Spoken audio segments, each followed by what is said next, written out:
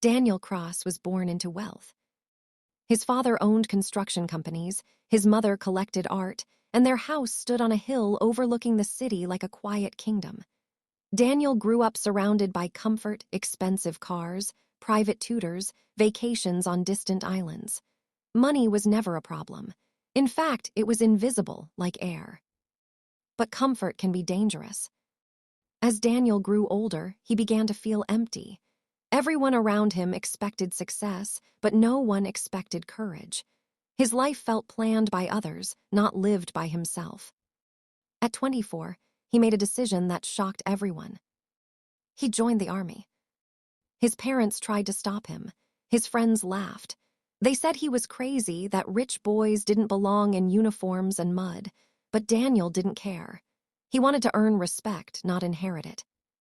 Before leaving, he married Emily, the woman he loved since college. She was beautiful, warm, and emotional. She cried at the wedding and promised she would wait for him no matter what. "I'll be here," she said, holding his hands. "Always." Daniel believed her. The war, military life, was nothing like his old world. The days were long. The training was brutal. Daniel learned quickly that money meant nothing in the field. No one cared who his father was. Only discipline, strength, and loyalty mattered. And Daniel changed. He became tougher, quieter, more focused. Then came deployment. The heat, the dust, the constant tension. Every mission felt like walking on a thin line between life and death. Daniel led his unit with calm determination, earning the respect he had always wanted. Until one night, everything collapsed. Their convoy was attacked. Explosions, screaming, chaos. Daniel was hit, thrown to the ground, and when he woke up, everything was silent. Except for chains. Captivity. Daniel had been taken prisoner. He didn't know where he was. Time lost meaning. Days blended into nights. He was interrogated repeatedly. They demanded information he didn't have. When he refused to speak, the punishment followed. Pain became routine. Hunger became normal. Sleep became a memory. They tried to break him. Not just physically, but mentally. They told him his country had forgotten him, that Emily had moved on, that his life was over. Sometimes they lied. Sometimes they told the truth. Daniel survived by holding on to one thought. "I will go home." In the darkness, he remembered Emily's voice, her smile, her promise. That promise kept him alive. Months passed. Daniel lost weight. His body weakened, but his mind hardened. Every moment of suffering shaped something unbreakable inside him. Finally, after nearly a year, he was released as part of a prisoner exchange.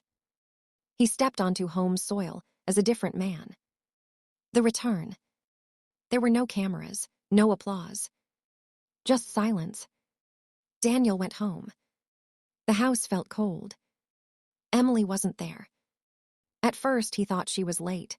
Then he saw the empty closet, the missing photos, the note on the table. "I'm sorry, I couldn't live waiting. I went back to someone who made me feel safe. I hope you understand." She had returned to her ex-boyfriend. Daniel sat down slowly. The war hadn't prepared him for this. Losing freedom was painful. Losing hope was worse. He felt betrayed, abandoned, replaced. For weeks, Daniel barely spoke. He avoided friends, avoided his parents, avoided mirrors. But one night, something inside him changed. He realized something terrifying and powerful. He had lost everything. And when you have nothing left, fear disappears. Rebuilding. Daniel left the city. He rented a small apartment far away from luxury and memories. He woke up early. He trained his body like in the army. He trained his mind even harder.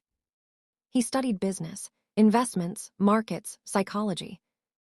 He failed constantly. He lost money, trusted the wrong people, made mistakes. But pain had taught him endurance. Where others quit, Daniel continued. He remembered the prison. If he could survive that, he could survive failure. Years passed. Slowly, things changed. One successful investment turned into two, two into 10. Daniel learned to see opportunities where others saw risk.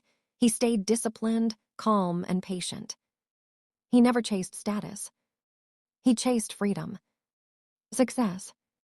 At 35, Daniel Cross became a millionaire. Not overnight, not by luck. By persistence.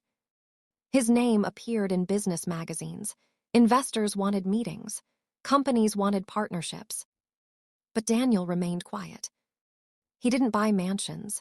He didn't post online. He didn't seek revenge. One day, by chance, he saw Emily again. She was sitting in a cafe with her ex, now her husband. They looked tired, ordinary, human. Emily recognized him. Her eyes widened.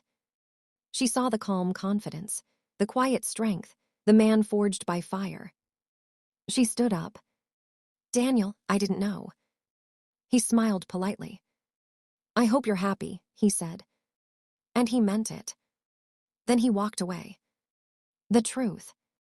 That night, Daniel stood on his balcony, looking at the city lights. He thought about his old life. The money he was born into. The war that stripped him bare. The prison that shaped his soul. The woman who left. The man he became. He finally understood the truth. Pain had been his teacher. Loss had been his freedom. And discipline had been his power. He wasn't rich because of money. He was rich because nothing could destroy him anymore. Moral. Some people are born rich. Some become rich. But only a few are forged. And those who survive the fire never fear the darkness again.